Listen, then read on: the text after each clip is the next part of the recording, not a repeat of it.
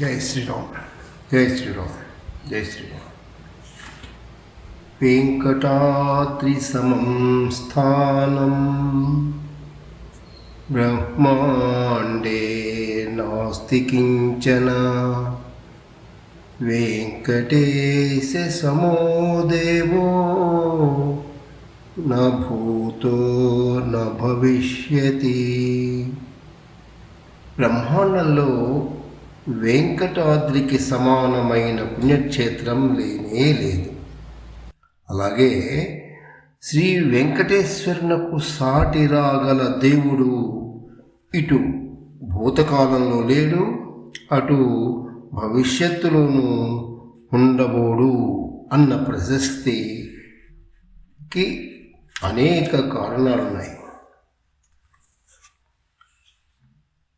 ఆ నిత్య కళ్యాణ చక్రవర్తికి కొనసాగుతూ ఉన్న అర్చనా విధానం కూడా ఒక విశిష్టతను సంచరించుకుంది.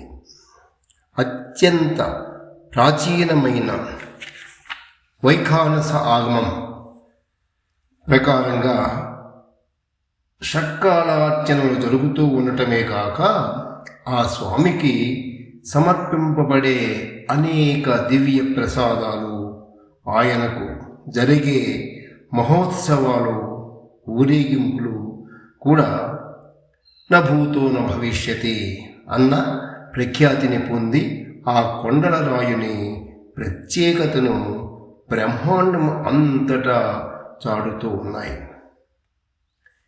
ఆ స్వామిని స్మరిస్తే చాలట పాపాలన్నీ పోతాయట.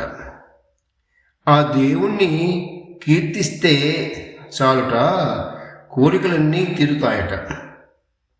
ఆ దేవదేవుణ్ణి కన్నులారా దర్శిస్తే చాలుట ముక్తి కూడా కలుగుతుందట. అటువంటి శ్రీనివాస భగవానుణ్ణి నిత్యము భజించాలి. భక్తప్రియుడు, కోరిన వరాల రాయుడు అయిన శ్రీ వెంకటేశ్వర స్వామి అర్చామూర్తి అయి స్వయంభువుగా వెలసిన పవిత్ర స్థలమే తిరుమల పుణ్యక్షేత్రం. తిరుమల పుణ్యక్షేత్రం అంతటి మహా గొప్పది. తిరుమల పుణ్యక్షేత్రానికి కలియుగ వైకుంఠమని ప్రసిద్ధి. ఈ ప్రశస్తికి మూల కారణం హిందూ స్వయం వ్యక్త స్వరూపంతో విలసిల్లుతూ ఉన్న వెంకటేశ్వర స్వామివారు.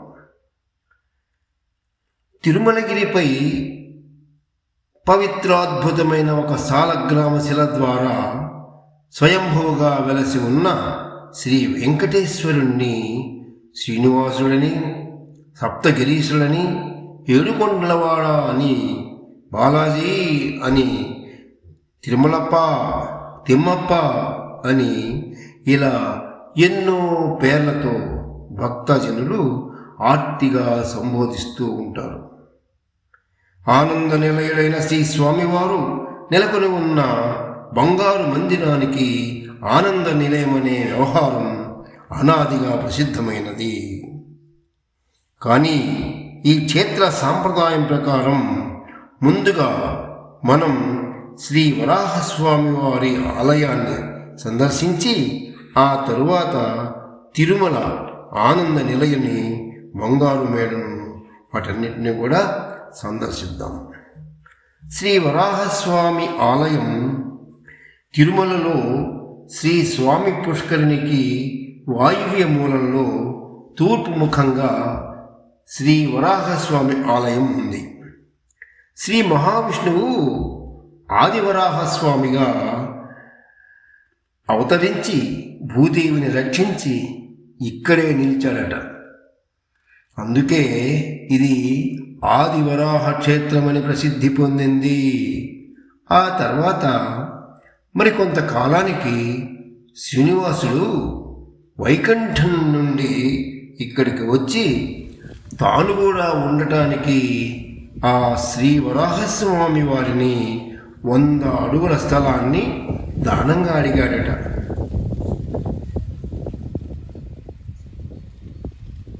ప్రథమ పూజ, ప్రథమ నైవేద్యం అను నియమ ఒప్పందంతో దానపత్రం కూడా రాసిచ్చి 100 అడుగుల స్థలాన్ని దానంగా పొందినాడు మన వెంకటేశ్వర స్వామి వారు.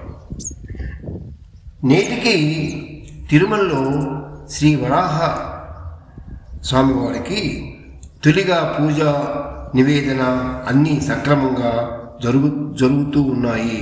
అంతేగాక శ్రీ వరాహస్వామి వారు వారికి కావలసిన నివేదనలు, పూజా సామాగ్రి అన్నీ కూడా శ్రీ వెంకటేశ్వర స్వామి వారి ఆలయం నుండే ప్రతిరోజు పంపబడుతుండటం గమనించాలి.